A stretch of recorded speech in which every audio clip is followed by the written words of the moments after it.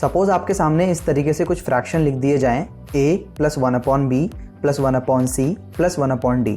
तो इस टाइप के फ्रैक्शंस को हम कहते हैं लैडर फ्रैक्शन, क्योंकि यहाँ पे जो फ्रैक्शंस हैं वो एक लैडर के फॉर्म में है।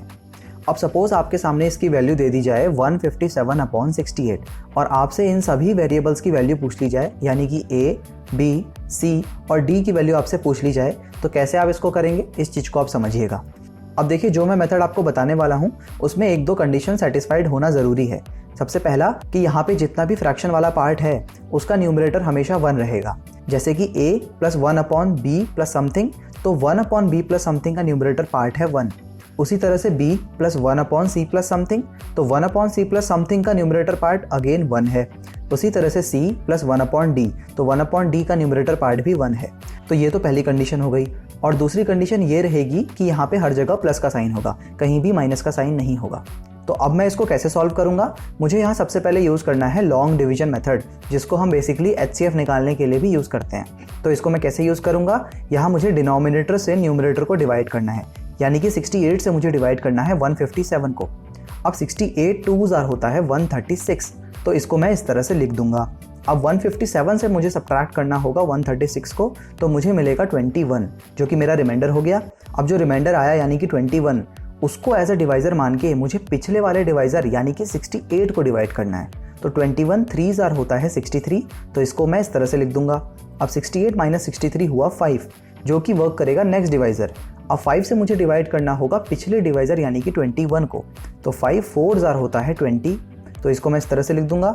अब 21 में से 20 को सब्ट्रैक्ट करूंगा तो मुझे मिलेगा 1। अब 1 को एज अ डिवाइज़र मान के मुझे पिछले डिवाइज़र यानी कि 5 को डिवाइड करना है, तो 1 जो है वो 5 को पूरा डिवाइड कर देता है 5 टाइम्स। तो अब मेरी प्रोसेस कंप्लीट हो जाएगी।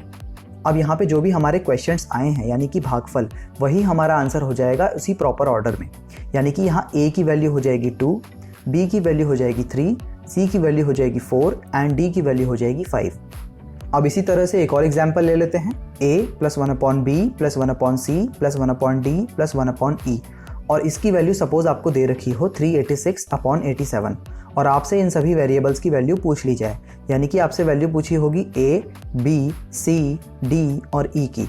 तो आप इसको कैसे करेंगे, बेसिकली आप डिनोमिनेटर से न्यूमरेटर को डिवाइड करेंगे, यानी कि 87 से मैं डिवाइड करूंगा 386 को। तो बेसिकली यहाँ 87 जो है वो 4 टाइम्स डिवाइड करेगा एंड 87 4 होता है 348, तो इसको मैं इस तरह से लिख दूंगा।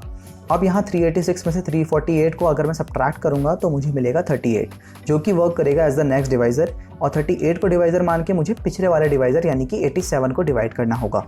तो 38 2 होता है 76। अब 87 में से 76 को सब्ट्रैक्ट करूंगा तो मुझे मिलेगा 11। अब 11 से मुझे डिवाइड करना होगा पिछले डिवाइज़र यानी कि 38 को, तो 11 3 होता है 33। अब 38 से 33 को सब्ट्रैक्ट करूंगा तो मुझे मिलेगा 5। अब 5 से डिवाइड करना होगा मुझे पिछले डिवाइज़र यानी कि 11 को, तो 5 2 हो गया 10। अब यहाँ रिमाइंडर आ गया 1, तो 1 से मुझे डिवाइड करना होगा पिछले डिवाइज़र यानी कि 5 को, तो 1 5 5 पूरा डिवाइड हो जाएगा। अब यहाँ पे जो भी क्वेश्चंस आ गए यानी कि भागफल, वही मेरा आंसर हो जाएगा उसी गिवन ऑर्डर पे। यानी कि मेरी a की वैल्यू हो जाएगी 4, b हो जाएगा 2, c हो जाएगा 3, d हो जाएगा 2 एंड e हो जाएगा 5। आई होप इस चीज़ को आप समझ गए होंगे।